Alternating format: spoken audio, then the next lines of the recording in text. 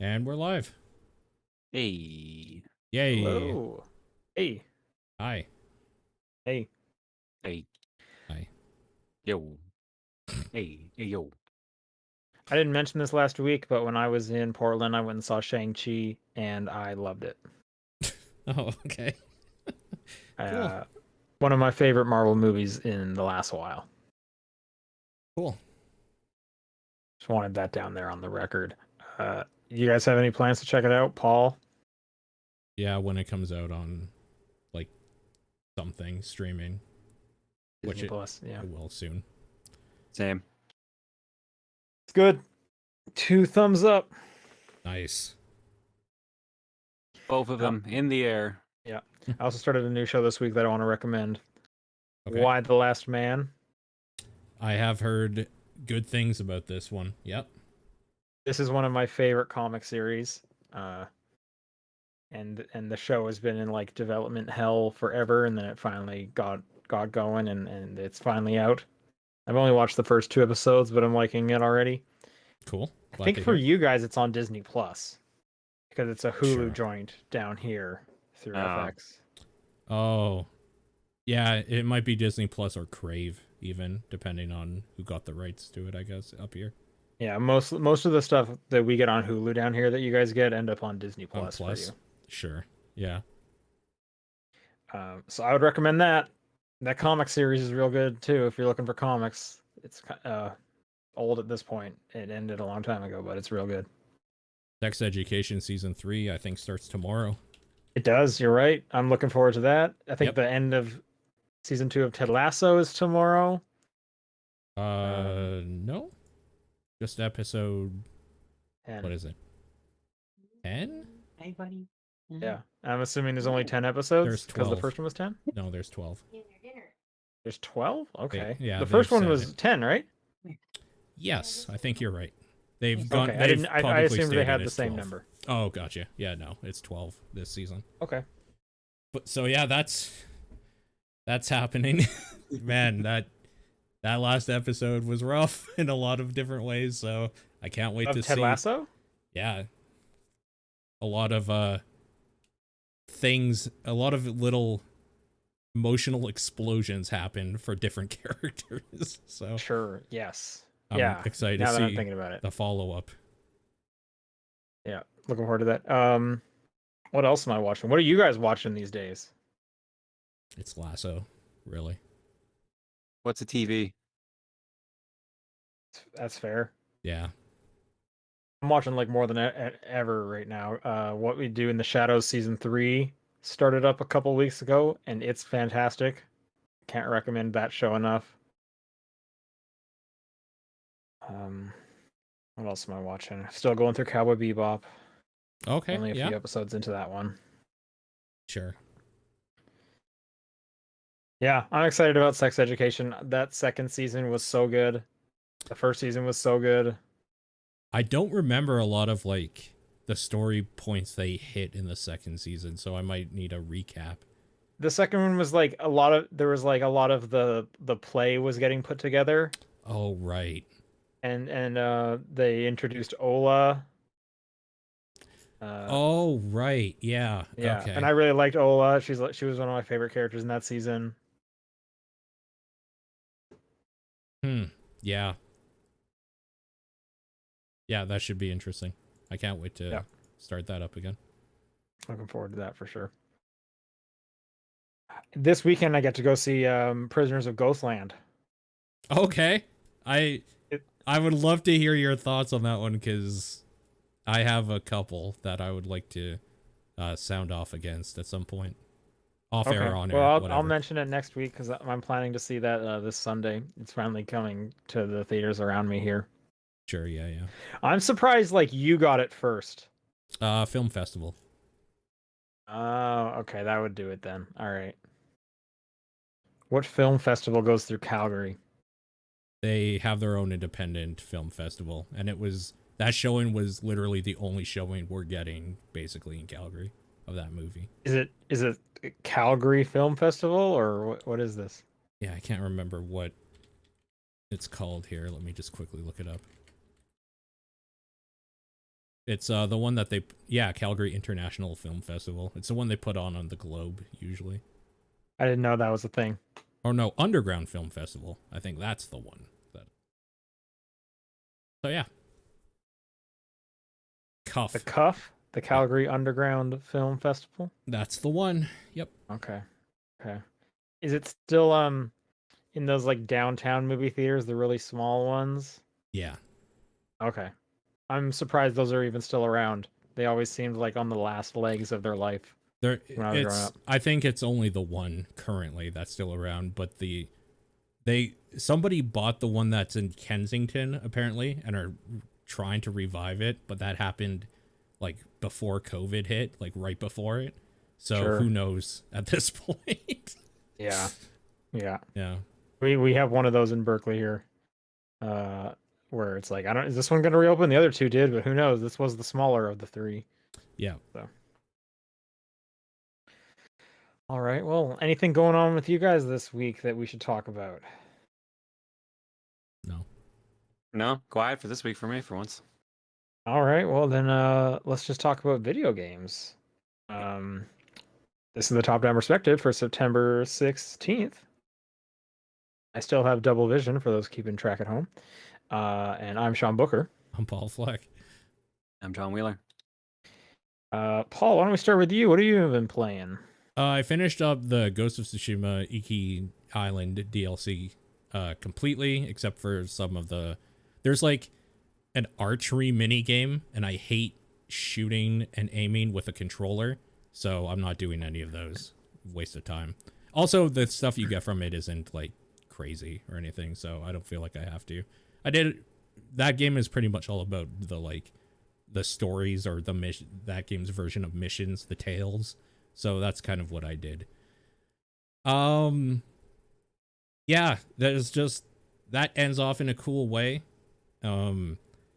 I wish that thing was more of a standalone DLC that like somebody could just jump in and like experience in a small scale or something. Like it kind of is too bad where it rests in the game, where you have to kind of play the game up actually a significant amount before you can even access it. But I mean, I don't know how you would do it otherwise. You kind of have to teach the player a lot of things, and it's kind of woven in so that the game is expecting you to have a bunch of different abilities already by the time you get there. So I guess I understand why it would have been cool for people to be able to experience that a little more easily. Or like even in your case, doing the upgrade to the PS5 version, or like just buying it straight out, the director's cut for PS5, it'd be cool if you could just like jump into that right away and kind of get your feet wet with it or something. But no, it's kind of nestled right in there. There's some pretty good closure with Jin and his like background with his father and stuff in it from it, which is good. Yeah, I don't know. Not a whole lot else to say about it, except it's just more of that game, which is one of the best games of last year. If not like one of the top 3 of last year. I think it was my number 2. Maybe 3, actually. I don't remember.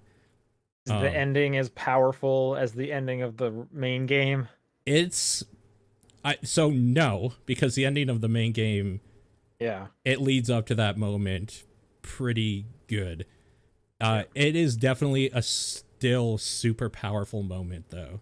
That's like, honestly, the fact that you could even like compare it a little bit to that is pretty high praise, because like I agree, the ending of Ghost of Tsushima was very well done. Yeah, it's hard to talk about why, but it does its own ending that's like, this is really satisfying in its own way. So cool. That's cool. Yeah. Nice. Looking forward to it when when the flood stops. We are neck deep in the flood of games. It's not stopping. Yeah. It's not. Honestly, I was getting ready to come on this show and be like, God, there's so many games out. Yeah. And I bet John's playing a NES game. But no, John's in it too. John got his feet wet. Good for John. Yeah. We'll get to that. Sure. I just wanted to do actually 2 games. I just wanted to check in with Psychonauts 2. I was trying to push for I thought I was going to end it last night because the game at some point tells you, listen, this is it gives you a warning that's I was like, oh, this is a point of no return. I probably got like 2 missions left. The next mission, so I did a mission after that, and then I was like, okay, this is probably the end now. And then it opened up more of the world, and then I did a mission that was the longest mission in the fucking game so far. It was extremely big. It was Cassie's library.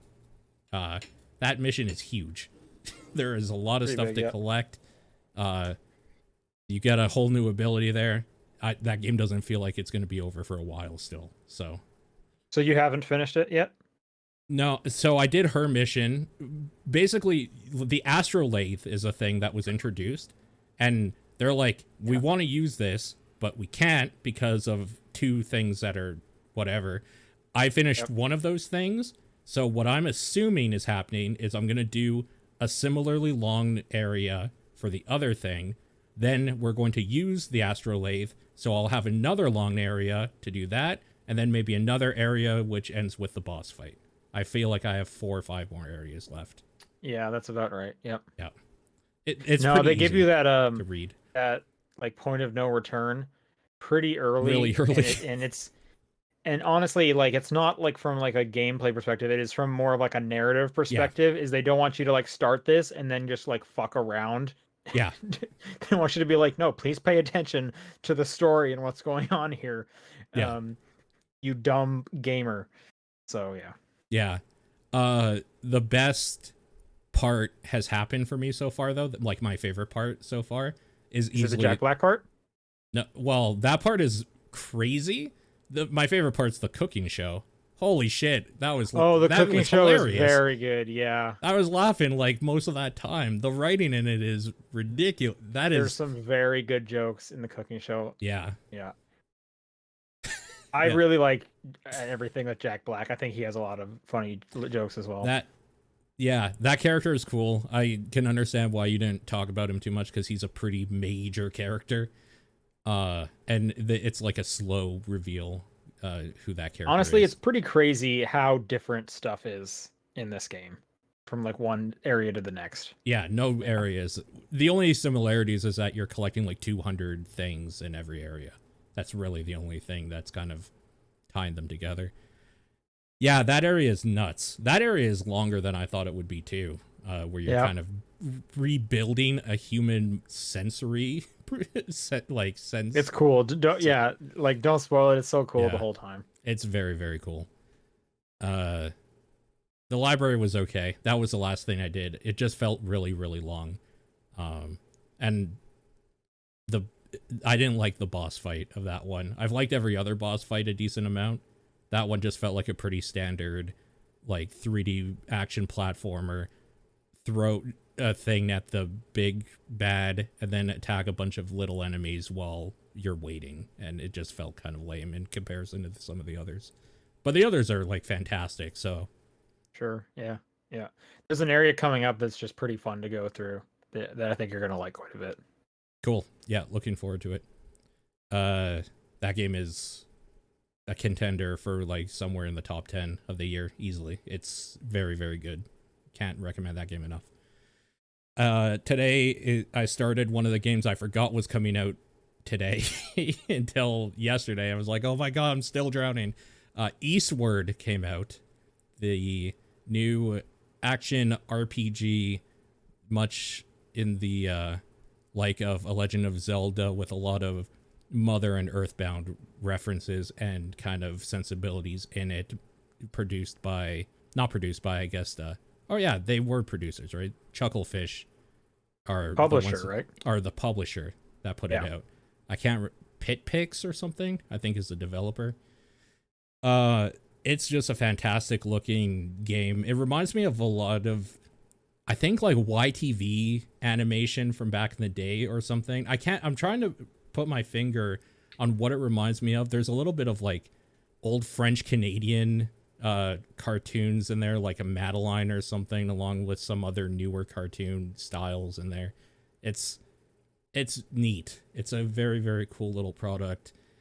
I'm only about an hour and 10 minutes or so in currently, and it hasn't done the thing where I'm like really invested in what's happening yet. It's kind of building up the world and characters still.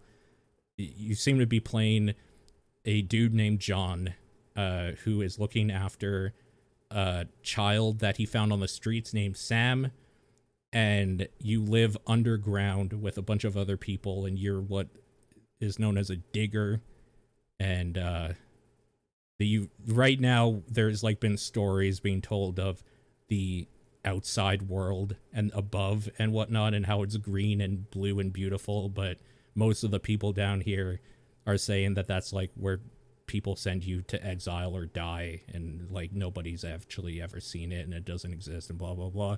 So they're kind of doing like the slow build up, because I'm assuming you're obviously going to go to the above area, and that's like where the adventure really starts. But for right now, it's kind of tutorial town and talking to a whole bunch of people and kind of just learning how this game operates. And it's very, very slow, but it's charming. So it's cool so far. I'm sure I'll talk about it more as I get more and more into it right now, but it definitely seems to be made to appeal to people who are Mother fan and Earthbound fans. That it has that kind of feel to it. I saw it was coming out, and I was like, "Oh, yeah, maybe I should check this out." And then like the How Long to Beat had it at like over 30 hours, and I was like, "It's September 2021. Are you joking?" Yeah, it is apparently very much like those games in that it is a full RPG that's going to take a long time. Yeah. It's neat though. More on that as it comes, I guess, but that's really all I've been playing this week. All right, John. Yep. I started playing today Deathloop. Nice. I bought it. I want to get to it so bad. I've just been so busy, but this is getting some ridiculous praise on the internet. Yeah, I've been seeing that. I'm not far enough to really get to it so far. The start's been a slow burn for me, but I'm still very much in like the early tutorial-ish area. I'm super curious. This does not seem like your kind of game. When I think of like Arcane Studios, Mm-hmm. you don't also appear in my mind. That's fair. So like what grabbed you about Deathloop? The 60s retro style of all the trailers. The trailers seemed interesting, like full of personality. It's kind of what got me in it. Cool. Marketing And then- works. And then when I heard like everyone was praising, I'm like, well, all right, might as well give it a shot. Nice. But I don't really have much to say about it right now. Like so far, I've got a couple guns. I've got blue versions of guns now instead of the gray versions. There's I've loot in the shot some game. people. I've got silenced versions, which is just literally a gun with nails in it. You want to maybe I set haven't- up what the game is for people who may not know? So the game is basically you're an assassin who is trying to kill these 6 people. I think it's 6. It's 8. Is it 8? Yep. Okay. That's how you know I'm not far enough. That Spoilers, are there's 2 more. that are in a time loop, basically, like the same day replays over and over again. So you're playing as Colt in an attempt to break that loop and get out of it and stop them. But there's another character, I think Juliana, Yep. that is trying to kill you to save the loop. And eventually you unlock the ability to play as either one. So you can play as Colt to like stop the loop, or you can go into someone else's game as Juliana and stop them and break their loop. So or Right. save their loop rather. Have you had so you get to choose how like connected online you are for Mhm. Juliana. You can have it just set to like basically offline where she'll be controlled by an AI, and from what I understand, she's pretty easy to take on in that case. You can have it to friends only, and then you can have it just open to anyone.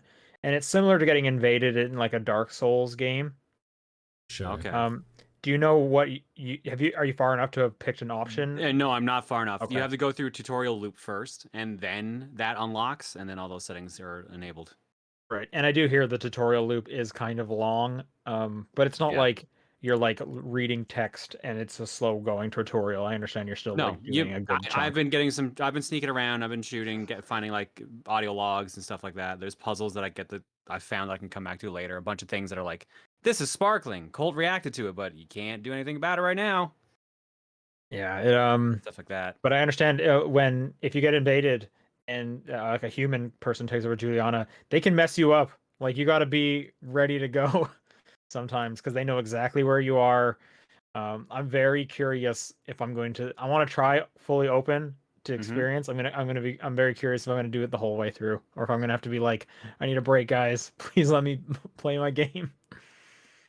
Yeah, I'm curious about that too because, like, again, I haven't gotten to that part, but they say you get rewards and items for doing that mode, so I'm curious what that even unlocks too. So Right on, and you can get stuff off of Juliana as well. She'll have a yeah, bunch of loot that you can get and stuff. From everything I've been hearing, so cool. yeah. I'm excited. So, Like I like Hitman, and I understand this is it kind of basically plays like a big Hitman stage, so that's exciting to me. I mean, I can see that. Like, there's bottles everywhere you can use to throw around and distract people with sound. You can literally anything you kick makes enough sound to attract people. There's stealth takedowns, there's melee combat, there's straight up shooting, and I haven't even gotten to the actual like crazy power ups you're supposed to get later on either. So Right. And even like to make it even further towards Hitman is like the whole thing of like you can basically study the like AI routines and be like, okay, if I interact with this, it's going to change all these things and I need to make sure I'm here at this specific time, yada yada. Like that's exciting to me. So mm. Yeah. So other than that, I've also played through WarioWare Get It Together. all the way Okay. through it, you're done? Yeah, all done completely. Okay. I did hear it's shorter than typical. Yeah. Well, I mean, a WarioWare game's never that long, anyways. But Well, that's, I mean, I heard it's like shorter than your typical WarioWare. I'd say comparable, but Okay. maybe we're talking like 20 minutes shorter out of like a 3 hour game, if even. Oh, okay. All right. Because like WarioWare Gold's pretty short too. I only played like the first two stages. Mm-hmm. Um, the one thing I've been hearing is, which is a bummer, and I'm curious how you played through it. It's set up for multiplayer primarily. Yeah, it definitely is. Is that how you played it, or did you go No, single player? no, single player. Okay, so that's probably what I'm going to end up doing. How is that experience? It might be one of my least favorite WarioWares. Oh, that's what I've been hearing. Oh man. You can definitely tell they wanted to focus more on the multiplayer aspects because every story mode stage is 2-player. And then when you beat the story mode, they unlock like 15 different modes, maybe around that number, and the vast majority are 2-player. Like it feels weak for single player content. But That is a bummer. even that aside, I don't like how it controls in the grand scheme of things. Like it doesn't feel as tight as other WarioWare games do, and that kind of makes me feel kind of meh on it to begin with.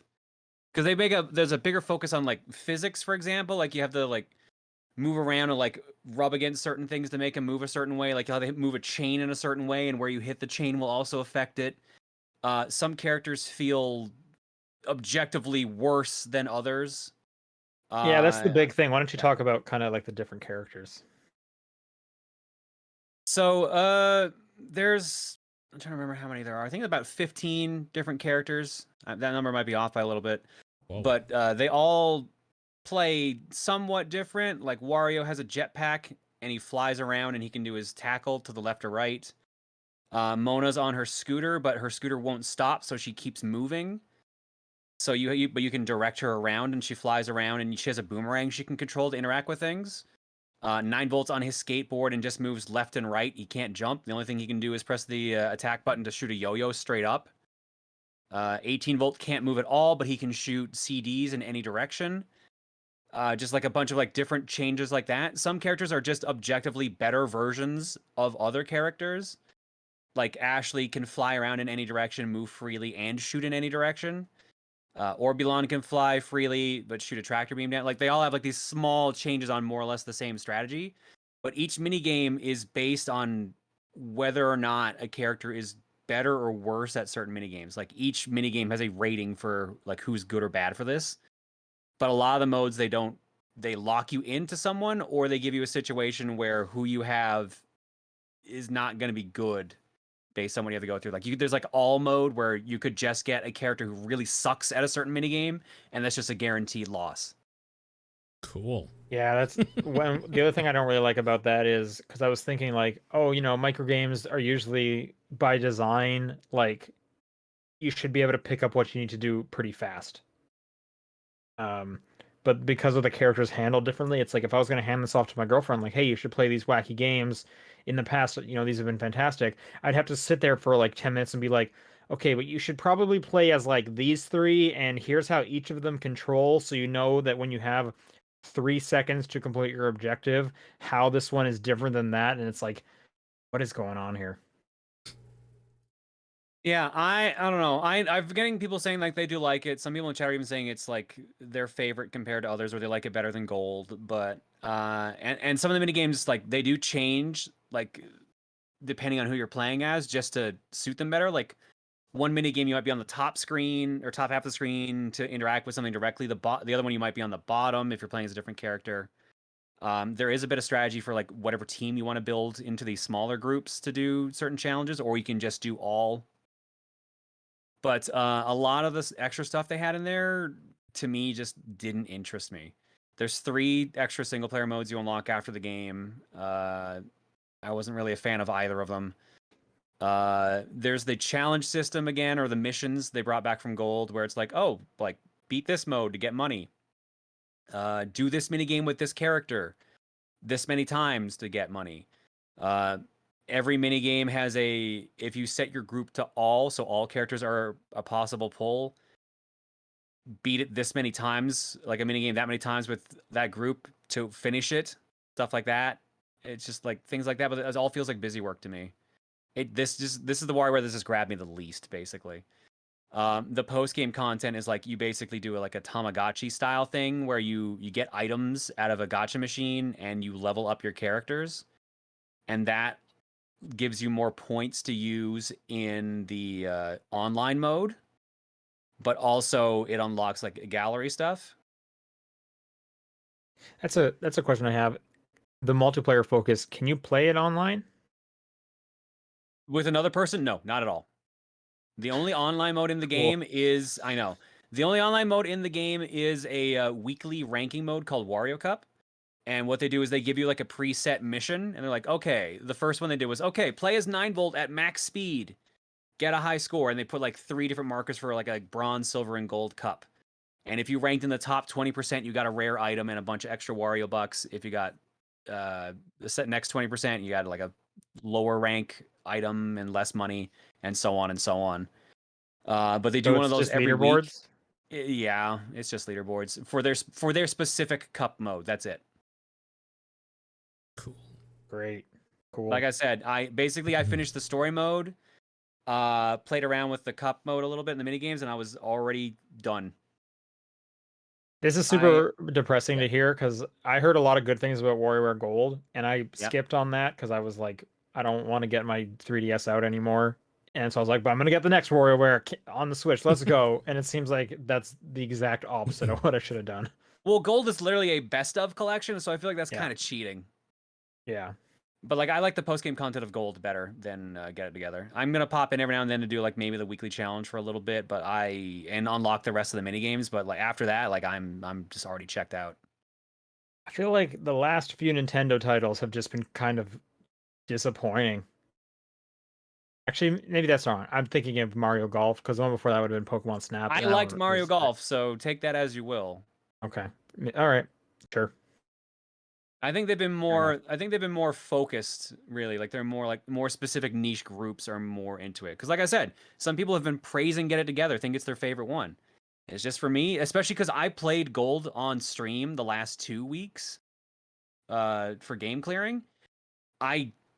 Playing Gold made me probably hate Get It Together even more than I should have. Legitimately, I'm like, I don't want to touch this anymore. This is way better. So, Right, but that could be more of a me thing than anything. Like, how did Get It Together reviewed well? I thought. I don't know off the top of my head actually. Hang on, it's not even coming up. Oh, But no, again, 76. 76. I mean, that's a totally fine score, but it could just be like make sure you're playing as multiplayer, and then it's great. Kind of like everything I was hearing with Mario Golf, and what I I guess experienced with Mario Golf. probably. Yeah, the average for WarioWare Gold was 78, and this is 76, so they're of equal score apparently. Like, it's still a WarioWare game. It's just I didn't like the fact that it's a little bit slower than standard WarioWare. I don't like the character system that much. And I don't know. I just generally didn't like the focus on more physics based versus like tight control sections. So it was a letdown for me. You might feel differently when you're done it, but that's my feel on it. We'll see. I'm also trying to convince my girlfriend to play some multiplayer with me, so we'll see what kind of happens. And again, with that. I have heard if you played in multiplayer, it's a great experience. I have heard great things about the multiplayer. And like I said, there's like 10 modes that are multiplayer focused that you can play around with that I can't because I'm only playing it single player. Well, that's what I'm going to primarily be doing, so I'll probably be in the same boat. Here's hoping the next Rhythm Heaven is good. They really want to make a Rhythm Heaven based on how much Rhythm Heaven they jammed in this one. Normally there's like some Rhythm Heaven references. There's a lot in this one. Hopefully that doesn't mean they're like not going to make a Rhythm Heaven. Yeah. That last Rhythm Heaven was great, and that was another best of collection. Oh, right, the 3DS one. Yeah, the 3DS one. Yeah. That's all you played? Yep, that's it. All right. So other than WarioWare, I played through all of the new Life is Strange, True Colors. Okay. I think that game's pretty good. I think not including Before the Storm, which is kind of an offset. I think it's my least favorite of the 3 core Life is Stranges. But keep in mind, I think they're all really good. So I'm in no way am I saying this is a disappointment or anything. But just story-wise, I think the first 2 are stronger. This takes place in a small town in Colorado. You play a girl named Alex who has been kind of in and out of the of like orphanages and stuff for the majority of her life, and then she comes to live with her older brother in a small mountain town in Colorado. And Alex has her powers are like empathy based. She can tell when people are having strong emotional reactions to stuff, and then it gets kind of wishy-washy in terms of what exactly her power is. A lot of the times, narratively, it seems the power is whatever we need it to be in this scenario, which can range from things like she can like almost absorb their emotion, and then she is acting and feeling like they are. So one like early example is in the first episode. Again, all the episodes are out. They come as one piece, but it is still episodic. There's a guy is getting into a fight with your brother because he's really pissed off at your brother, and then you like absorb that anger and you go beat the shit out of that guy. But then other times you're like taking away people's emotions. Because I guess you can do that. I don't know. Like I said, narratively, it seems to just change her power based on what they kind of need it to do. That's I also think it's a less new though. In Life is Strange 1, it's like time power. Oh, actually, she can go back into the past by looking at a picture. It's like, okay, sure, whatever. Let's just go with it. Sure, I guess with that one, it was still like, well, this is time power. This is still rewinding time. Yeah, sure. But no, you are right. That's true. I feel like this one changes more. Like if you have the example you gave like 2 differences. This one has more differences for sure. Sure, yeah. And then 2, it was the telekinesis, and I feel like that was pretty consistent the whole way through. I feel like almost the second one's story might have be like the most impactful one. But anyway,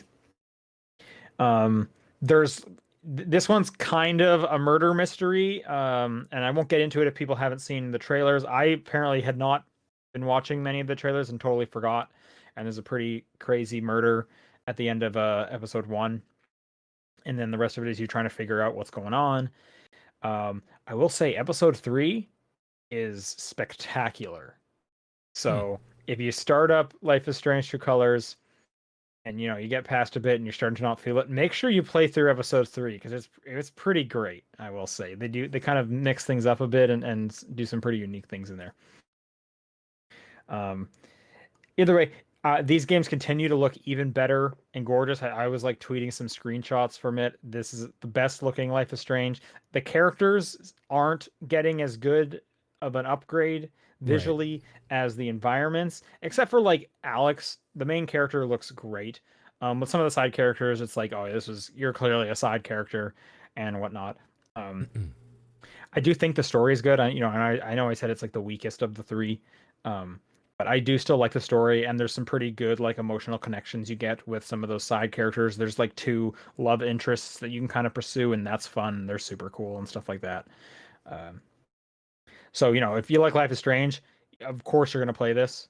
And I'm a sucker for these games, so I definitely played through that whole thing. Played through the whole thing basically over the weekend, like 2 sittings maybe. Um, I'm also of the minority of like I kind of wish they had stuck with the episodic rollout because it's nice looking forward to something each week. Sure. Yeah. But it sounds like that's not financially working for them because they keep trying to like change that formula each time they come out with a game. And then other than that, I have been spending the majority of my week playing Tales of Arise, which is the latest Tales of game. And I'm having a blast with it. I like Tales of games quite a bit. The last one I played was Berseria. I didn't finish that one, but this is the first one on the new consoles. I think I was seeing it's like the first like RPG on the new consoles that isn't like a cross-gen kind of thing like Final Fantasy. Not that that matters at all. But this is on PS4 as well, though. Yeah. Oh wait, sorry. That's true. Then I don't know why that person said that thing. So I don't even know why I brought it up. It's not an important fact in any way.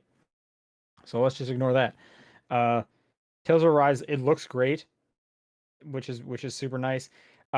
The story I'm hit or miss on. I think the overarching story is interesting, but a lot of the writing and kind of the minute to minute stuff is pretty lame and just anime melancholy with no real cool moments. But then you get to like a crazy boss fight. And anyway, it's a Tales game, so where it's shining is the combat. Your characters are shouting spells pretty much nonstop. You're getting crazy combos. The screen's just blowing up the whole time, and the combat is just a delight. If you haven't played the Tales of games, the thing that kind of sets them apart from like your Final Fantasies is it's an active time battle, and I guess that's changing a bit now because Final Fantasy has pretty much moved into that territory as well with like 15 and 7 remake. But Sure. this is not menu-based combat. It plays like a Devil May Cry or a Bayonetta, where you are throwing off combos, you're doing crazy spells and stuff like that while you're fighting, and your team's doing that as well. And there's a lot of like team combo moves where you're doing at the same time, which is really nice. So that timed with like how nice it looks I'm playing on the Series X. The combat's just super fun, and anytime I needed to like quote unquote grind, it hasn't even felt like that. I'll also say the progression is pretty great. They have changed how you do like special attacks. It's no longer like you have like a magic meter. It is more like a stamina meter that is constantly filling up and you just using chunks of it. Which means you can throw out crazier spells more regularly without worrying about running out of magic or saving magic for the next fight. If you run into anything, you're always going to have tons of stamina to use your special attacks. And the way the progression works, it's kind of like a sphere grid a bit. Actually, it's a little closer to 7 remakes progression in terms of like when you're upgrading the weapons. You'll unlock by doing certain things in the game, like a sphere that has 5 points on it, and then you spend called like SP on whichever of the 5 points of the sphere you want. You don't have to fill the sphere. You can move on to the next one and do that. If you get all 5 of them, you'll get an additional bonus, which is nice. But anytime you do a side quest, you get a pretty hefty amount of SP to spend on new abilities and stuff like that. So it makes doing like silly side quests of like, hey, can you go outside the town and fight 4 monsters? Like really worthwhile because one, the combat is good, and two, this SP is really great because I'm gonna get like a new attack, which is super useful and stuff like that. Cool. So I'm enjoying it quite a bit. I'm about 11 or 12 hours in. I'm in the 3rd area. The way the story works is you're in this world that is split into 5 regions with like a floating region above it, which is clearly going to be like where the final area is. Mm-hmm. And the 5 regions have these like walls between them, so no one goes between these areas, and each one is controlled by a lord. And then there's 2 classes of citizens. There's the Danins, which is what the majority of your party is, and then the Renins, who are basically like the higher upper class that treat the Danins like slaves. So you're a bunch of slaves that like break out and decide we're going to take on all the lords and change the world and yada yada. And so that's pretty interesting as you're going through and you're like, you know, trying to fix the world and taking on these like crazy looking dudes. It's fun. I like it a lot. I think this would be a pretty good Tales of game to just jump right into. Apparently, it's selling crazy well, so it sounds like the Tales series is having like a moment right now with a rise. I think I saw like yesterday that it hit like 1 million sales already, or copies. Damn, that's real good So, for a Tales yeah, game. this one is doing like really well, and I'm assuming it's because they haven't had a Tales of game in a while, and this is kind of like the first big RPG on the new consoles. That's my guess. Sure. At least it is on the Xbox. You know, PS5 did have remake get a PS5 version, but anyway, This one has caught my eye. I just the little bit they showed, I think it just looks fantastic. The combat looked fun too. it does. Yep, for sure. I will say the start of it is slow, so keep that in mind. There is a demo out though, so you could always try out the demo. See if you're into that. Yeah, maybe. It's hard to want to push a 60-hour game in right now. Oh, for sure. If, like, and right if now, it's not already on me, my list. Yeah. Yeah. Oh, yeah. And What's it looking like? This is the length of the game. I'm wondering too. I actually don't know. I haven't looked that up. Okay. Early entries on how long to beat are anywhere from 37.5 hours to 62. Yeah. Well, that's I'm 11 hours in, and I just finished the second world. And if there's 6 worlds, that would put me in the mid 30s. Yeah. So that's and I think I'm doing pretty much everything I can. So we'll see. Yeah, that's Tales of Arise, and that's all I've been playing. So let's do some news.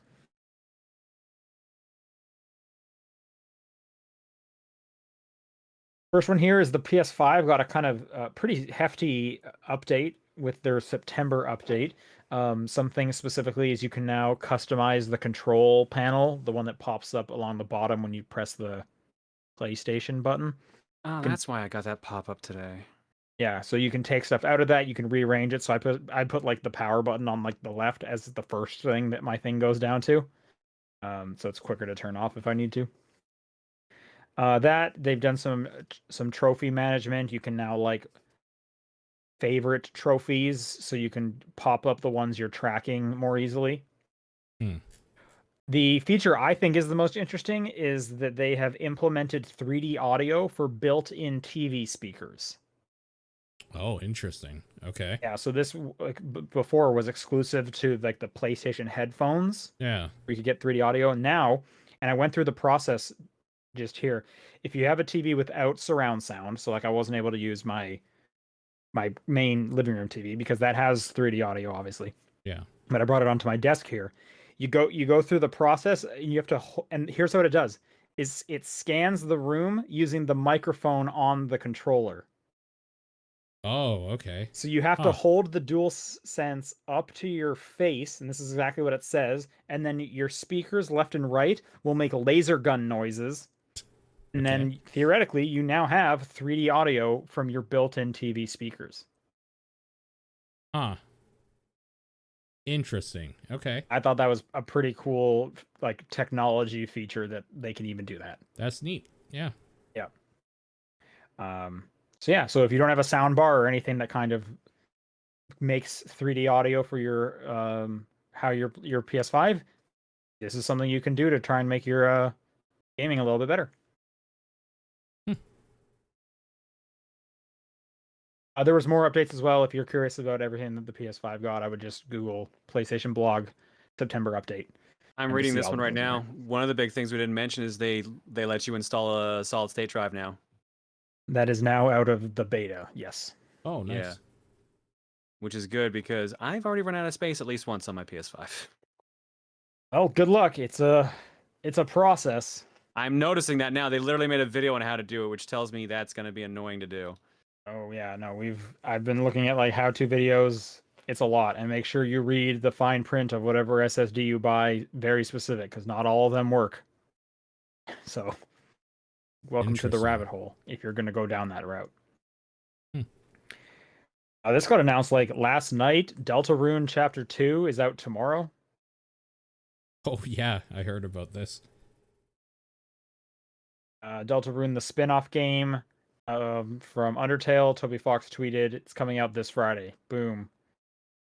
Yeah, because it was the 6th anniversary for Undertale yesterday, so they did a stream for it, and it was that's when they announced it. Nice. So I'm sure some people are pretty excited, but yeah, just throw that on the list of September releases. Right? Yeah. Anthony Mackie to play John Doe in Twisted Metal live action series. Okay. What?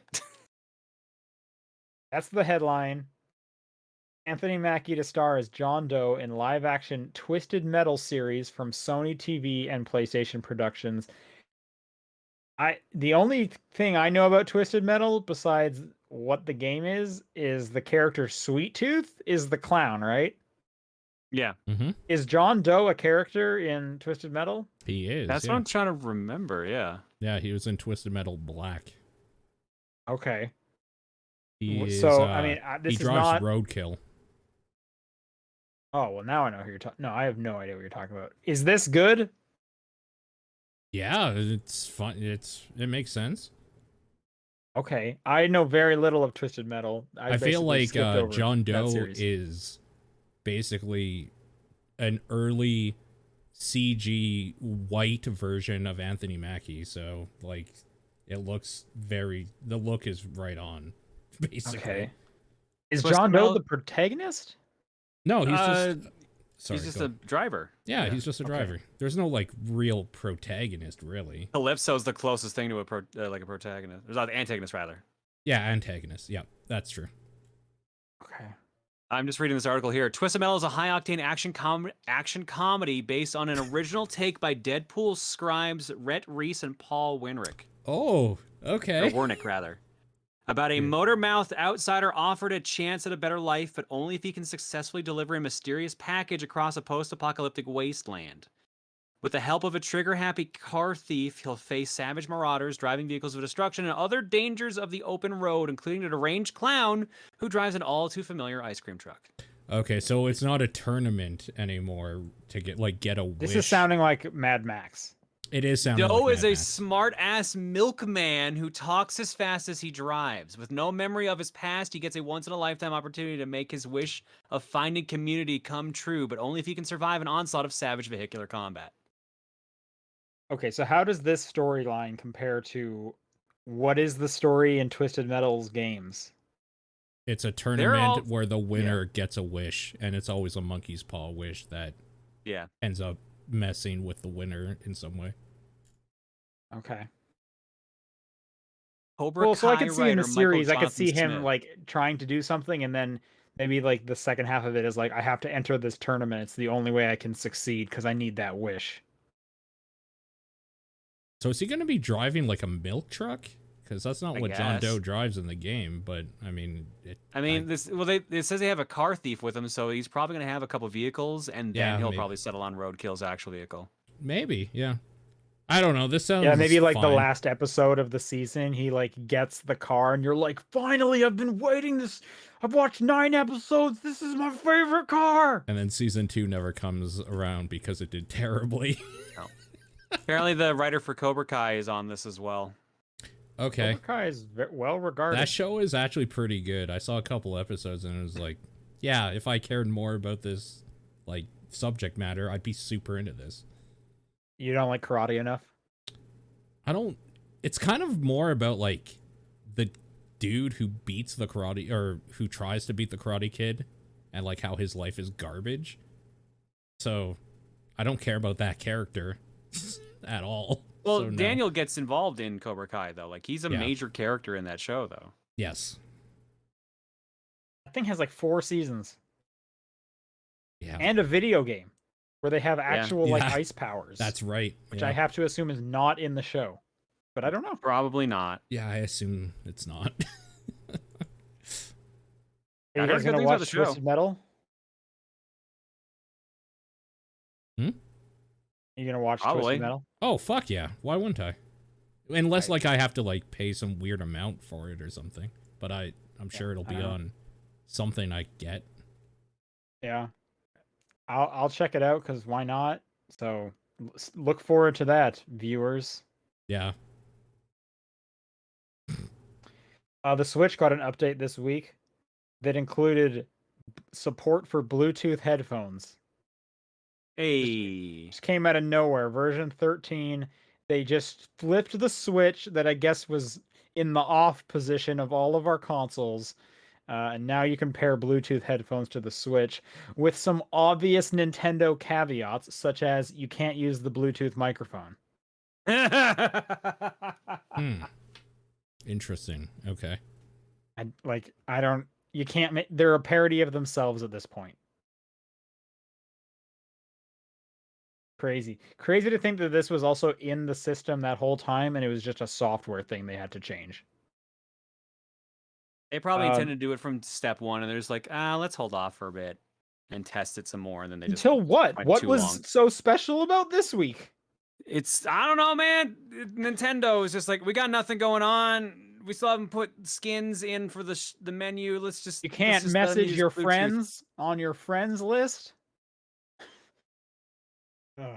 To be fair, though, this is now the only console that you can pair a Bluetooth headset to.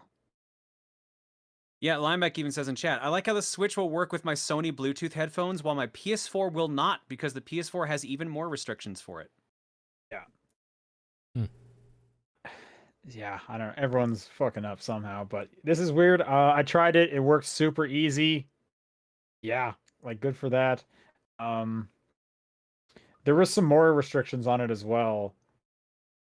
I can't remember exactly what they were. It's like you can't have more than 2 controllers, which I'm assuming are the Joy-Cons and it active. Oh yeah, because the Joy-Cons use Bluetooth, so I guess it makes sense. Yeah, so their use case here is that you are playing the Switch portably with your headphones in and like using the Joy-Cons in portable mode or whatever, and not a Bluetooth speaker with like 4 friends trying to have a good time at the park or something, because that won't work. Yes, and that would be pretty weird if you got to the park and you brought out your JBL giant subwoofer and like, yo, we're gonna play some Mario Kart. Yeah. Really loud, guys. Let's do this. Like, yeah, who's gonna do that? And we only brought one Switch, so everybody huddle around this speaker, as it shakes the kickstand off and falls over mid-race. Well, not with that new one. Well, that's true. Like, who knows? The possibilities are endless. With the new one, we'll find out. Are you getting one of those, John? Yeah, because my Switch is pretty dinged up. And I've been having some cartridge read issues, so I'm wondering if it's worth the jump over to the nicer one. Okay, which one did you get? Are you getting the white one? Yeah, of course. Well, there's a black one. I don't know. I just like the way it looks with the white bezel. I would have gone with the white just because it's different, something new. So I could tell which one of these, if they were, put in a police lineup, is the important one. So, anyways, great. Thanks Nintendo. Half thank you to Nintendo. The other half of the thank you is that they are dropping the price of the Switch in Europe. But apparently that was just because of like the trade agreements that came out of Brexit and all that shit. Yes, it's basically just kind of keeping up with the times in terms of the value of the money over there. It has nothing to do with the OLED coming out. It is just that, so it's getting a discount in Europe alone. So if you're in Europe, congrats. You should probably get the OLED anyway. Why would you buy an old Switch at this point?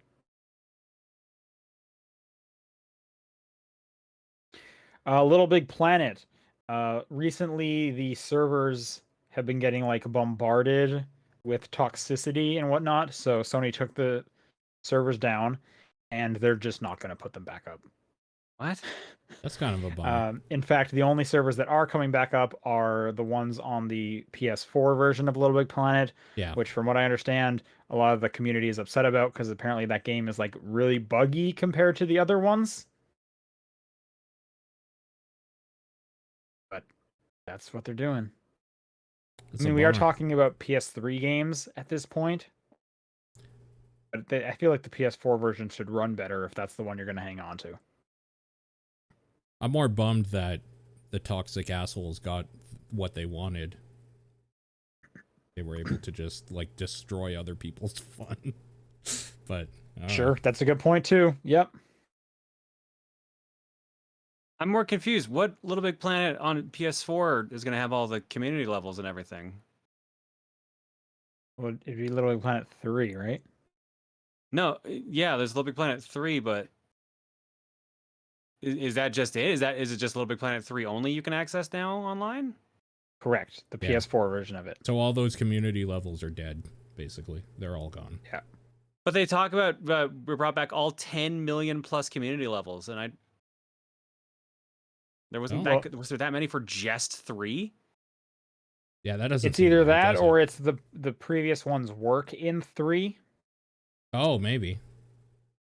Like they're forward compatible. That would would probably assu- make more sense. I would Yeah, that assume when makes they were sense. coming out with Little Big Planet sequels, I have not played every Little Big Planet port that they can access the previous library, unlike a Mario Maker. I don't want to talk about that. Mario Maker deserved better than it got. Yep. Oh, that's for sure. So if you're a Little Big Planet content creator, my heart goes out to you. Hopefully they'll fix that PS4 version. I also wouldn't be surprised if enough of a stink was made and Sony reversed course, because that's kind of their theme in 2021. Yeah. That's true. So we'll check in on this story in, 2 weeks? Yeah. In more important news, apparently there's a Shatter remaster being worked on. Yeah. This broke my brain because I learned about this the same day that they announced Darkest Dungeon 2 early access, and I was just like freaking out all day. That was a good day. Someone just asked the developer on what looks like Reset Era, hey, is there anything to talk about with that Shatter remaster? So I guess there was a Shatter remaster announced a while back, and I have to make my screen bigger because this is a Twitter image. Oh, yeah. I'll just read his response here. So yes, there is an update. The external team we are working with has basically finished their work on the port. We spun up an internal team about a month ago to handle the remaster aspects of the exercise. That includes reworking the user onboarding, UI, color grading, effects, menu, etc. We are also just looking at whether a 5.1 mix of the soundtrack is viable. Can't talk about platforms, pricing, or release timing as yet, other than to say early next year is the window to keep your eye on. Hell yeah. That's exciting. Yep. Hell yeah. The best video game soundtrack of all time? Getting a remaster? Hell yeah. I thought this game was just going to be forgotten. Yeah.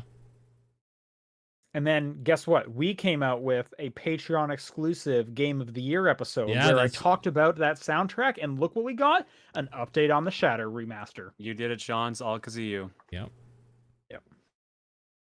So you're welcome, Internet. And my PayPal is no anyway. That's exciting. I'm gonna play the hell out of that. That's yeah. Anyway.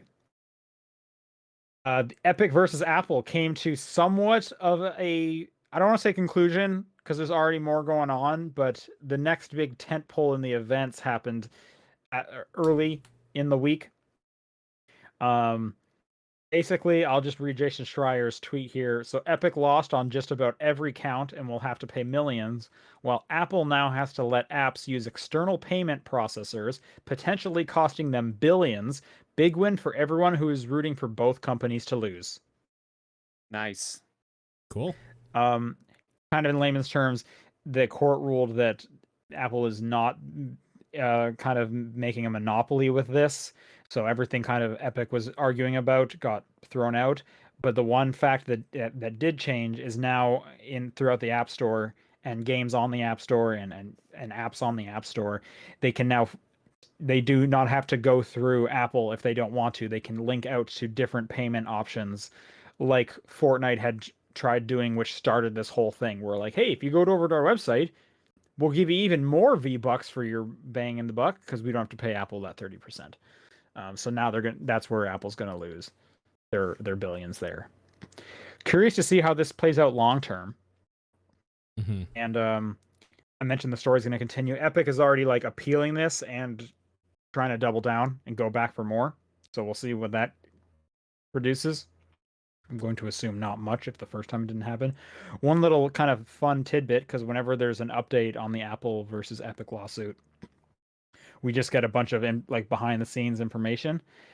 Over 98% of Apple's in-app purchase revenue comes from games. 98%? 98%. Think about that. Jesus. Out of every in-app purchase on the App Store, 98% are games. That's an insane number to think about. Yep.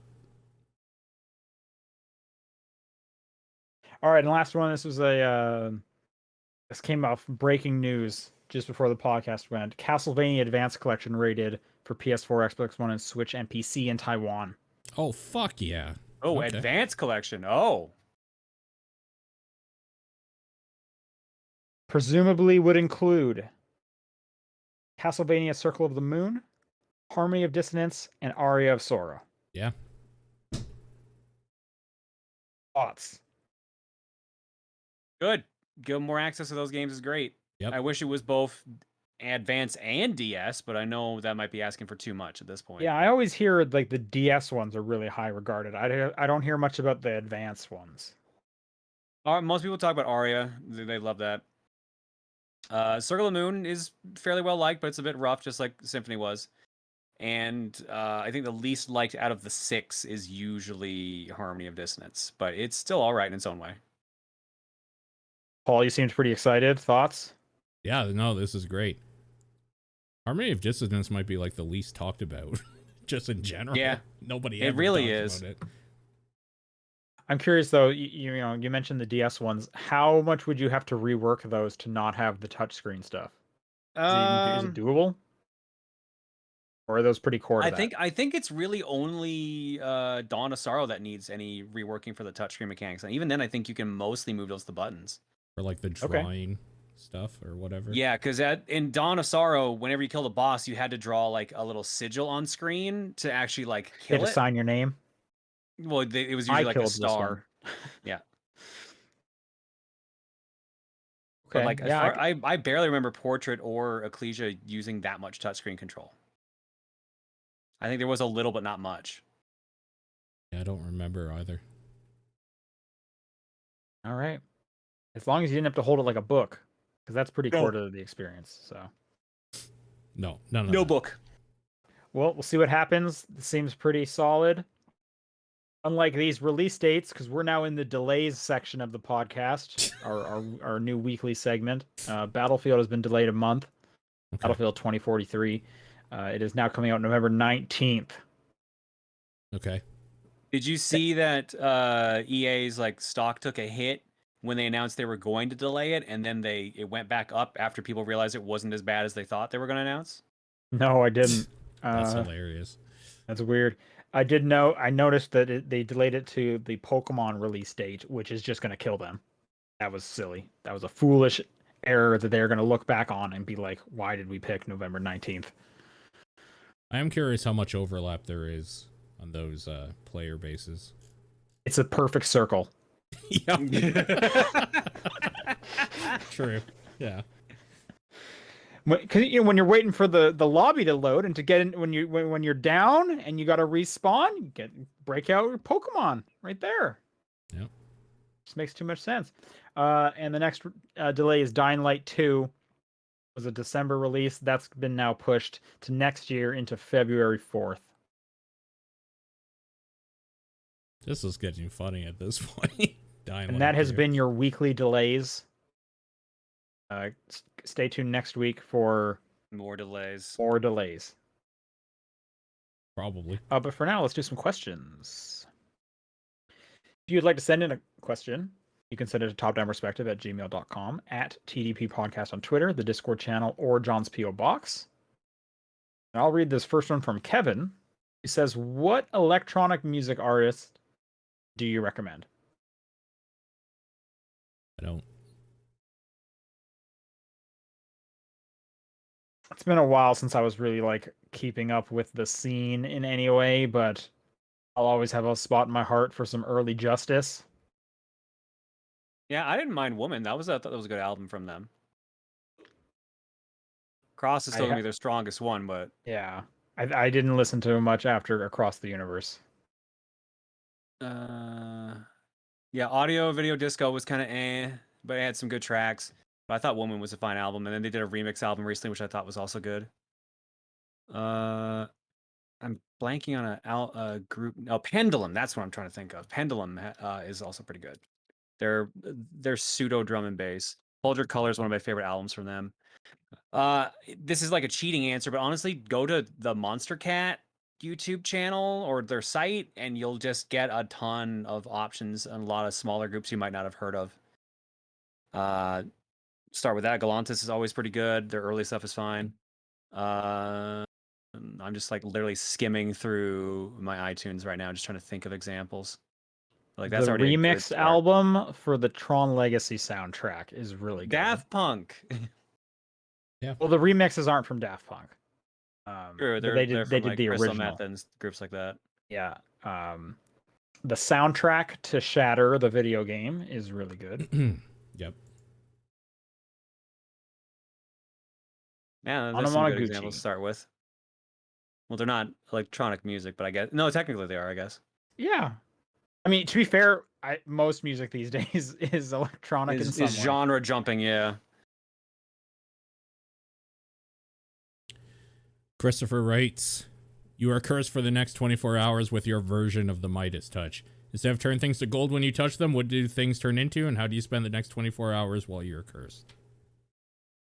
So that's just things break around me from glitches. That's just a normal day for me. Yeah. So I just do my normal day. Is that what you're wanting, though? Or are we supposed to pick something I don't want what I currently have, but it happens anyways, so I'm just rolling with it. I feel like if we are picking... We're not picking. I would pick something I want. It's like something that you would associate with yourself that you don't like. Because it's curse. Okay, so I can't say like anything I touch turns into a tasty sandwich. So like... John's glitch thing is like super obvious and maybe not even worth answering because it's like, yeah, that's life. That's what I do. See, but I feel like picking stuff that I do like is more interesting. Otherwise, I'm just going to be like, it would suck if for 24 hours everything I touched turned into fire.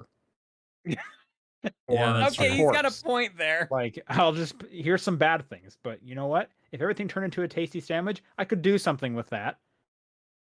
Yeah, but you could turn your loved ones into tasty sandwiches, so you gotta be careful. Yeah. No matter what, I gotta be careful, good or bad. Yeah. That's the thing is, for the 24 hours, you have to be careful regardless. It's a lot of like hands kind of in your armpits, walking around like that, or in your pockets, or just sitting alone in your room and counting down the minutes. Yeah, some mittens but or something. Maybe every hour or two, tummy starts a rumbling. Tasty sandwich. Phoenix Fox, you're now a tasty BLT. Oh, I could go for a BLT. Hold the T. This is a BL. Yeah, BL for sure. I'll eat that all day. So now I ask you, what would you want to turn it into? Oh, tasty sandwich is real hard to beat. You're not allowed to just say money. Diamonds instead of gold. No, that's what I'm saying. You can't. Money's do an monetary. obvious one. Yeah. Yeah. Fuck, the tasty Unless you have like a good reason to have diamonds, because I'm building a diamond palace.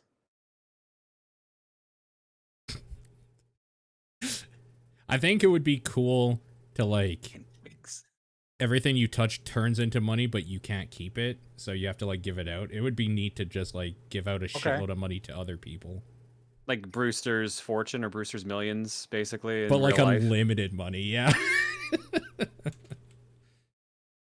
That would be neat.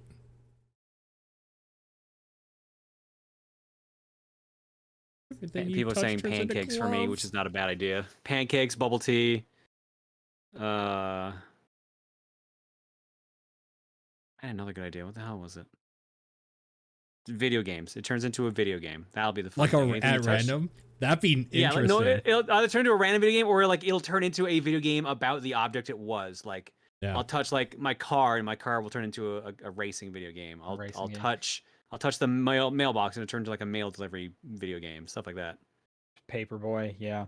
A good point in the chat. But what would the sandwiches, or I guess anything edible, turn back after your powers wear off? So would you have just some like mushed up? No, I don't think that's how that stomach? worked in the actual like Midas story. I think like they stayed gold. Well, they also didn't lose the power after 24 hours, right? True. I would assume it's a permanent change. Otherwise, then you would be like, all right, fuck it. I'm just gonna touch literally everything for 24 hours because nothing matters. Okay, but then you could pick bad stuff, right? If it's gonna like, what if someone dies? Like, if you turn them into fire or into a dead body, everything you touch turns into a dead body. Oh God! Can they come back now? I guess you're still changing it into something else, unless you said like everything turns into dead Peter, and then you touch Peter. Now Peter's dead, but if I touch you and you turn into dead Peter, you'll still change back. Because you're not Peter. I don't know how I feel about this now. Yeah. I don't know how Peter feels about this. Well, he's dead. So he can't. That's true. Gu-Tang Clan.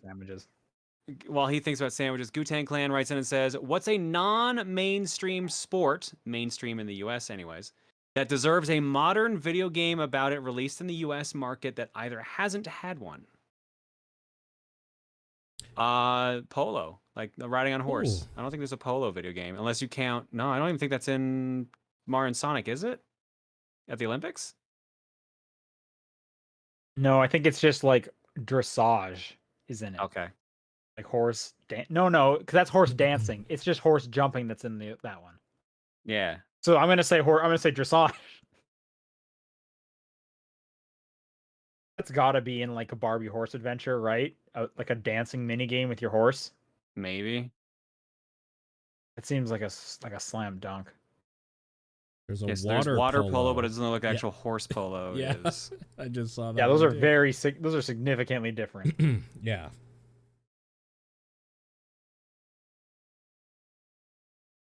I mean, like the first thing that came to mind was like dodgeball, but we have dodgeball games now. Sure. But it is like the best sport.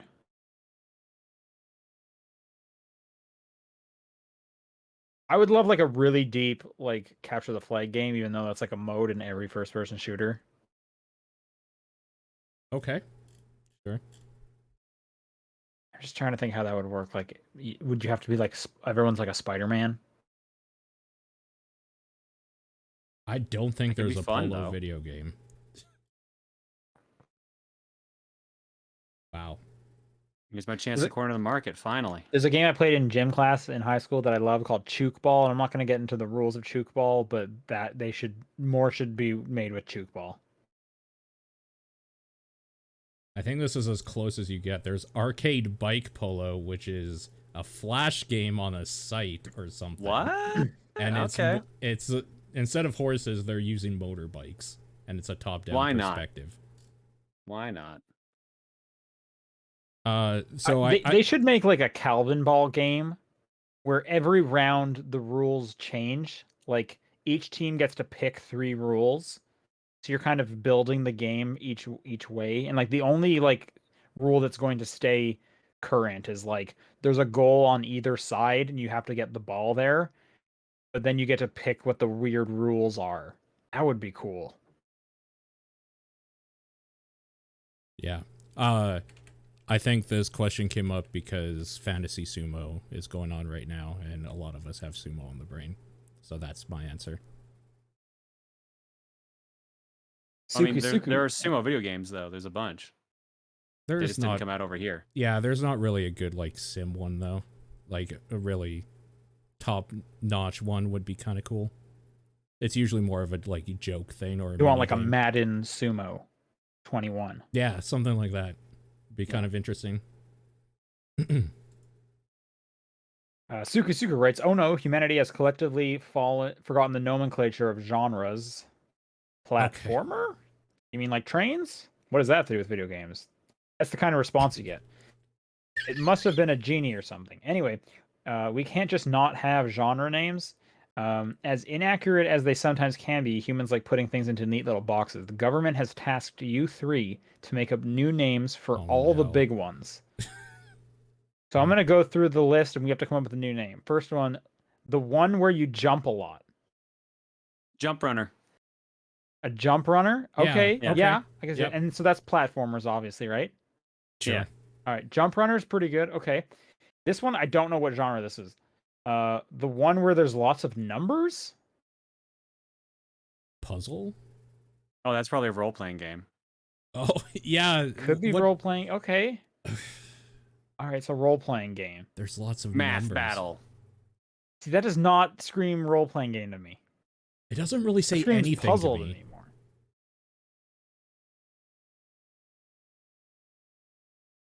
I guess if it was like math comma battle, as in the two things that that are going to be in the game, that would work.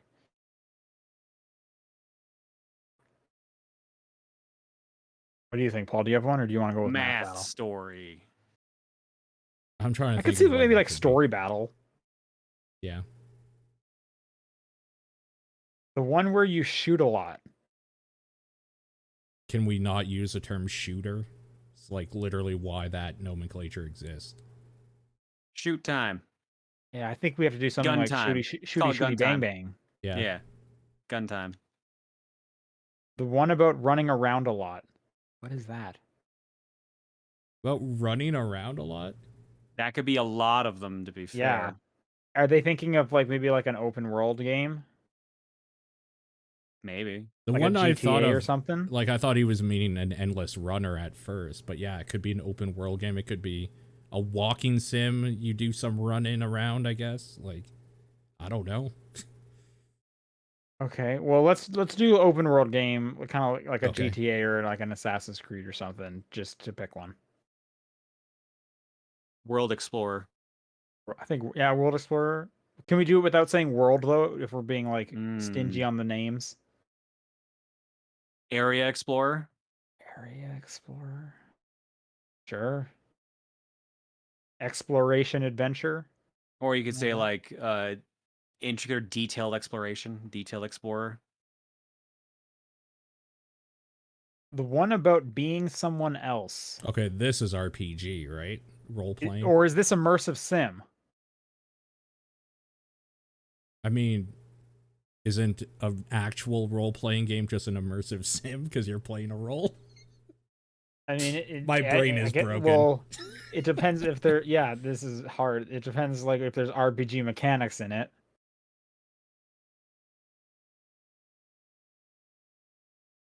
Well, if you're saying this is RPG, then what's the one where there's lots of numbers? I have no idea. Educational game. Okay, so do you have a new one for educational game? Thinky Time. Inky Time. I like it. Okay. Yep. The one about being in charge of a lot of others. This has to be real-time strategy, right? Yeah. Sure. Or turn-based, so just strategy, basically. Okay, sure. So a strategy game, and we can't do Thinky Time anymore. I'm cheating on this category because Command and Conquer is already kind of a phenomenal name for that genre. Yeah. That's pretty good. Command and Conquer. The one about pattern recognition. This is puzzle game? Yeah, probably. That would be puzzle, yeah. Yeah.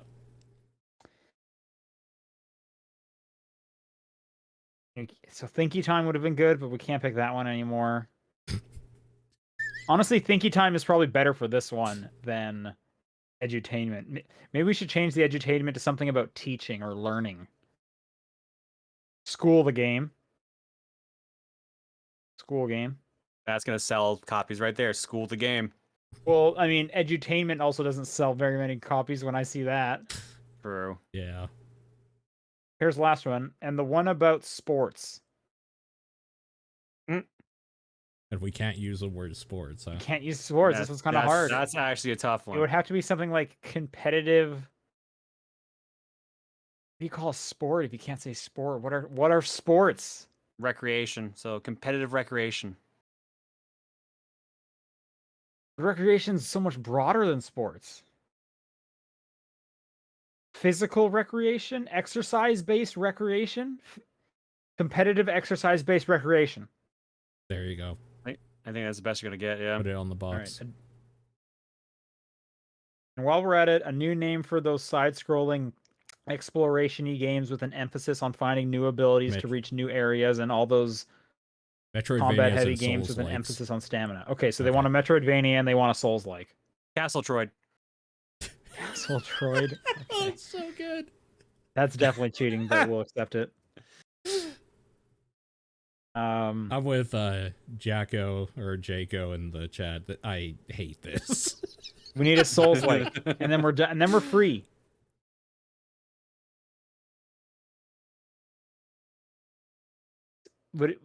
Should we put stamina-based in the title there? I'm trying to think of like a way to mix stamina and management, like stamina management or Paced something. combat.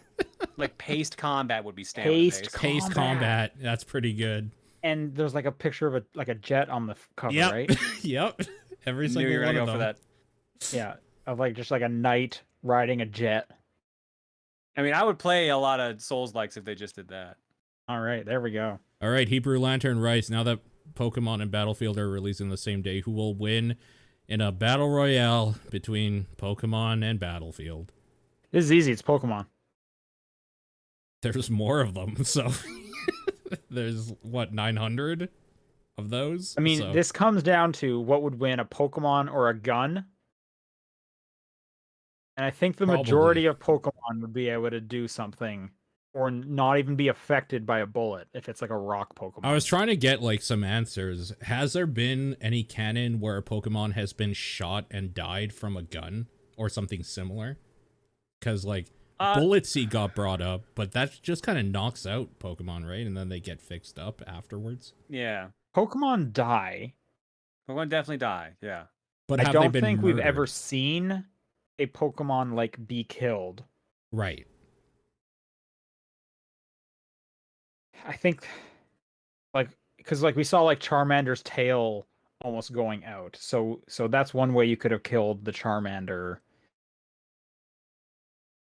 I mean, clearly some Pokemon obviously need oxygen, so you could strangle a Pokemon.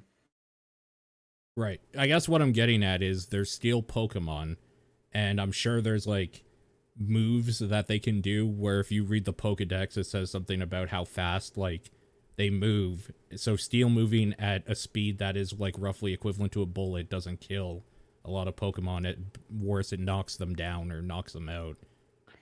I think that is just a case of like because they're not going to allow a Pokemon to kill another one. Well, in that case, are they going to allow a dude with an AK-47 or an M4 kill a Pokemon? Like, well, that's the thing is, so like in the Pokemon universe, it won't kill a Pokemon. But in this battle royale, this universe, I think it could kill a Pokemon. Okay. I don't know what weaponry is in like the new Battlefields. Do they have like laser rifles or anything like that, or is it still? Well, it's a mix. Isn't It's it? 2042, isn't it? Yeah. 2043. But they also have that portal mode where they're bringing like old people in and new people, and you can like have a defibrillator battle. Will a defibrillator kill a Pokemon? I would assume some. If it was water type. Like a water type, you could probably kill it. If you crank it up enough. Okay. That's the thing is, I don't think you're going to be able to get close enough to a Pokemon. Like, you know, they're like an animal. They're going to have a sense of like, I'm not going near you. Right. Doesn't that new Pokemon Arceus game literally have you like fist fight a bear? No. Or is that just what like people kept pulling out of the what they were seeing in the trailer? I was in my fanfic that I shared with you. Oh, I should have known. My bad. I got the two confused. Yeah. Like, at the end of the day, you will be able to murder a lot of Pokemon with standard guns, but there's a bunch that you won't be able to do anything to, and as a human, all Pokemon can kill you.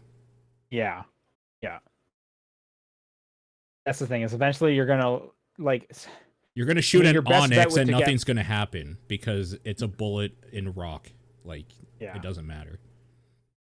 I'm trying to think, like, so what's like the most powerful weapon in like the in Battlefield? It's got to be like a rocket Like launcher, a nuke, right? probably, or something. Yeah. Like a perk, yeah. Yeah, so it's like someone's gonna get a hold of that. If there's even one Pokemon that can withstand that, like, I don't know, a ghost Pokemon, Right. then you lose. And there are ghost Pokemon surprise Pokemon wins. Right. I think what we're really learning here is that the Venn diagram for Pokemon and Battlefield fans is a perfect circle. Yeah. I'm very convinced. I am also now convinced. Den Sky says, "What is a game that you wish you could play again for the first time in the present day?" Chrono Trigger. Oh, yeah. No, Tetris. Yeah? Sure. Yeah. Tetris? Sure. Also Chrono Trigger, but yeah, also Tetris.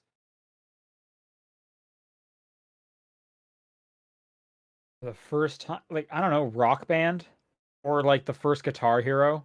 Yeah, the first Guitar Hero was definitely a treat back in the day. Yeah, was I very think that cool. was like what this is extremely special. This is so cool. I'd love to revisit BioShock again, completely not knowing anything about it. That'd be good. Sure, yeah. I feel like there's games with the story that I'd love to experience one time over, and then that's going to be stuff like Ghost Trick. You know, Yeah. I would love to Asura's Wrath for the first time again, because that's just a good anime at this point. Yeah. Rinku, if you could own 3 vehicles from games, what would they be? The only limit is one is your daily driver, one is your fun car, and one has no limitations, tank, jet, whatever, go crazy, and property damage be damned. Oh, damn. Okay.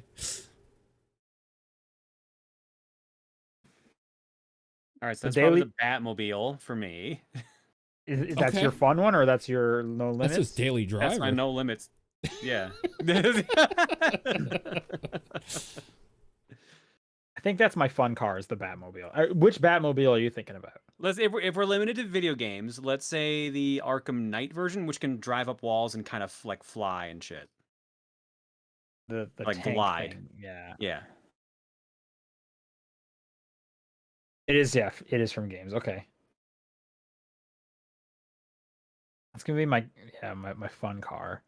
No limitations. The magic carpet from Aladdin is my no limitations. Okay. That's a good choice. Daily driver. Would you have any, Paul? I would definitely want, like, I would want to drive Metal Gear at some point, like a mech, just a giant mech, stomp around. Okay. Oh, I'm saying Gundam then. That's Yeah, I don't care about There's your that. no limits that's one. my daily drive is Gundam. Your daily. I don't think you can pick it as the daily drive, because that one property damage is Okay, is- fine. is a Fine. Then thing. it's my no limitations then. Or it's my fun car.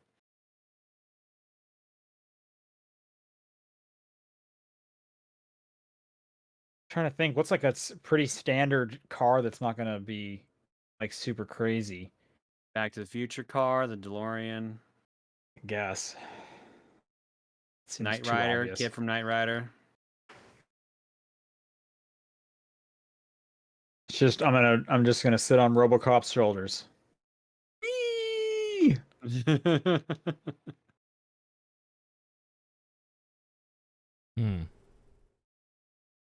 Yeah. I don't know. I guess just like a car from like Forza or Gran Turismo as a daily driver. I can't think of very many vehicles that are like memorable, really. Turtle Van, Yeah, okay. Yoshi, Turtle Van would be cool. the Epoch from Chrono Trigger. The B Team van from Burnout. There you go. One of the suits from Blast Core. Oh, that's a good one. The tuxedo from The Tuxedo, starring Jackie Chan. Did they make a game about that? No, I wish. Ah, crap.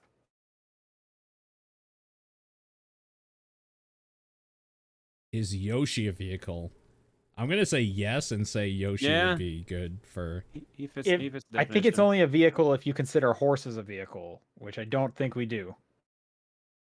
Eh, I don't know. I mean, I guess I don't drive one, so sure. This is my vehicle, Buttercup. He loves peanut butter.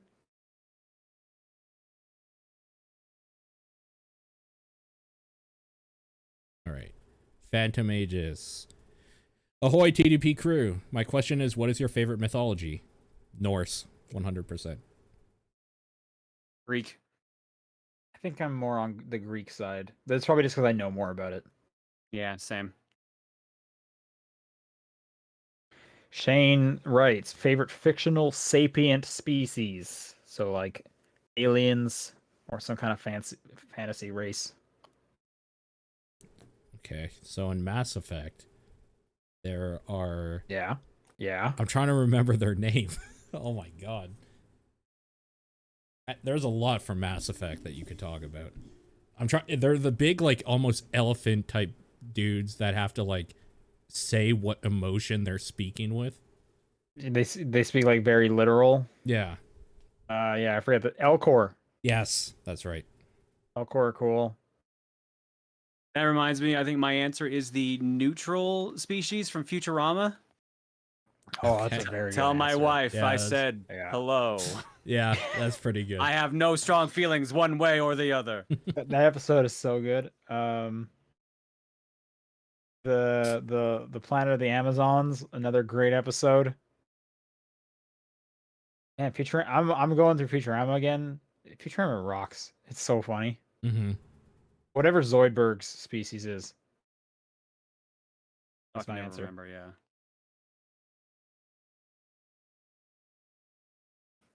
All right, this one's mine now. Onimetsu writes in and says, at what point does a game become its own identity as opposed to simply a game that is borrowing from other series? Such as how most survival horror games are immediately compared to Resident Evil or Silent Hill. Well, those have the benefit of being like some of the first. Yeah, The first that got popular. I think it's whenever you have a certain thing, you are the first or best in a certain area, that's why things get compared to. Like, Resident Evil wasn't the first game of it, like a survival horror, but it is the one people think of all the time because it was the most famous of it and kind of did a lot of things correctly. Same with Mario. It's not the first platformer, but it usually gets like, oh, that's a Mario style platformer. Yep. Sonic style platformer, etc. So to get its own identity within the genre, It has to do feel like a it has new to- thing or iterate it has to- enough.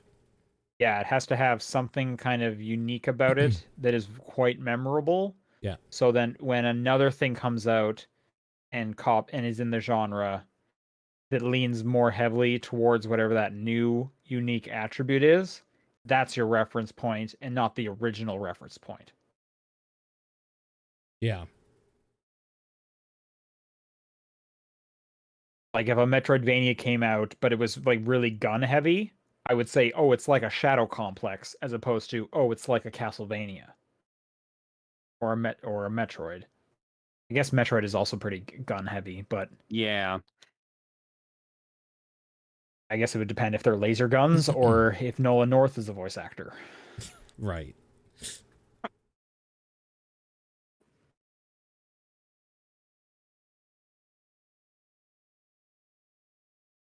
I think it's Anything back to add? me. Who's next question? Yeah, it's back to me. One press L2P. I don't think we heard any opinions, especially from Sean, for Ted Lasso season 2. So what are your thoughts on it so far? We kind of talked about it actually at the beginning, weirdly, this time around, but Yeah, what do you think, Sean? Yeah, I guess because we weren't doing like weekly kind of things like last time. I'm liking it. I think I like the first season more, First but I think season's that's way better. What were you saying? The first season's way better. I agree. I don't think I'm feeling that strongly that I would say it's way better, but I think I just like the first season way more, and it's hard for me to come to terms of, is that just because it was so unique and new that I'm feeling that, or do I genuinely like it more? I feel like this one is almost like there's a heavy emphasis on the characters, which I think I'm just not digging as much as kind of like the story of the team in the first one. I agree with you. They're focusing, there's too many things to focus on right now. I find that they meander a lot more than I'd like. There's a whole episode that doesn't make any sense why it even exists. The Christmas episode, because That's such a nice episode, though. Yeah, but it's not even near. They should have released it at Christmas. Is what I'm saying. I mean, there's no way that would have been possible. It would have been. I guess they could have just done like a Christmas special. That's like that kind of feels like what that was made to be, and maybe they're just like, nobody's gonna watch this. Throw it in the season with the rest of them. I don't know. I bet people actually would have. And I feel like luckily that episode feels pretty standalone that you could just watch that like on Christmas.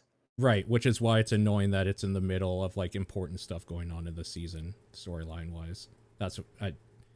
Yeah, that episode is fine. That what it does to the pacing of the season is made me really kind of upset. But yeah, overall, I think the fact that they're focusing on so many things, it kind of takes away a lot of emphasis on a lot of things and puts it on to a lot of things. So well, it's just a different. They've shifted the perspective a bit. Yeah. So you either prefer one or the other. I'm still looking forward to it each Friday. Yeah, it's I'm really, enjoying really the show good. for sure. It's just way worse than season 1. Season 1 was very good. Maybe it was just the time that season 1 hit, though. Also, I think a lot of it is season 1 was just so good and it came out of nowhere that's helping it quite a bit. I kind of don't like waiting every week either. I would have binged this like the first weekend. Honestly, I do like waiting every week because a lot of TV is happening right now. So it's really nice for me to be like, okay, Thursdays are this show, Friday are these two shows, and then I have Monday to catch up on these ones. So that's working for me. I don't know who's next. I'll read this last one. BGC Kenny. My friends are considering getting Cookie Run Kingdom because of all the attractive cookie people. Have you been enticed by a game due to its attractive characters? Have you ever heard of a series called Dead or Alive Extreme Beach Volleyball? It sucks. I have to look up this game. I need to know what they mean by attractive cookie people. I don't think I ever have.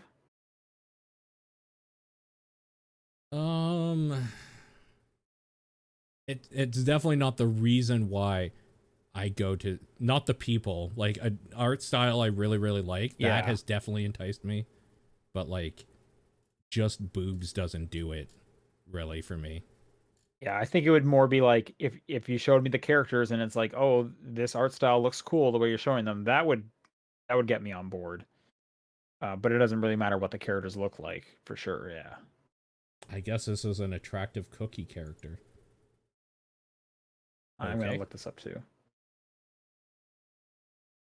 Is what I'm looking up PG? Oh yeah.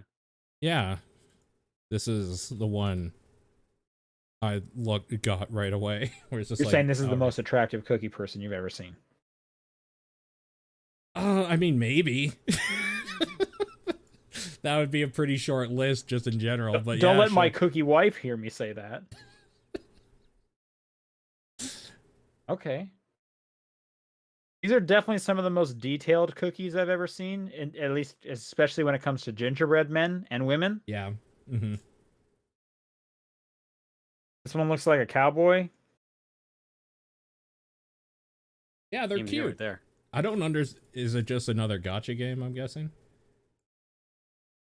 I don't remember if it's even a gacha game or not.